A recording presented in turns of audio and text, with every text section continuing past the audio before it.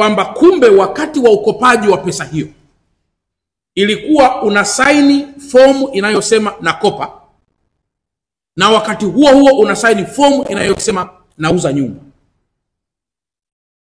Lakini kisheria tunaangalia ilikuwa ni mkopo au ilikuwa ni uuzwaji wa nyumba. Kwa kuna mazingira ya pasi na shaka ya unyang'anyi yaliyotumika kunyang'anya nyumba ya Bi Alice. Lakini kama mnakumbuka, ndugu yetu Justus M. Lugaibula, Mungu amrehemu, alishafariki. Na kwa mantikio msimamizi wa mirathi kwa sasa anaitwa Bi Alice Nyamwiza Pasco Haule, msimamizi wa mirathi.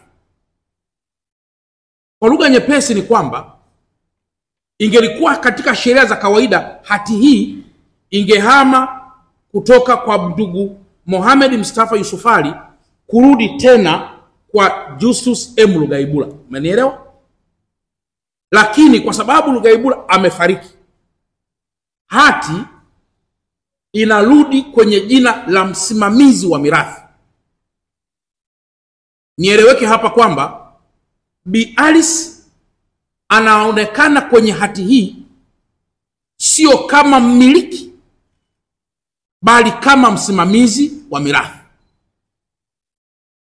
Inaweza ikatokea mzee Justus Lugaibula marehemu inaweza kutokea kuwa alikuwa na watoto kwa Mama Alice, alikuwa na watoto nje ya Mama Alice.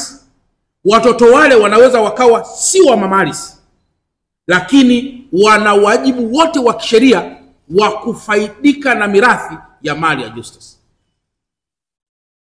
Kwa mantiki hiyo, Mama Alice anakuwa msimamizi wa mirathi, na inaweza kutokea Mama Alice akaenda kuuza yeye mwenyewe kwa sababu hati ipo kwa jina lake.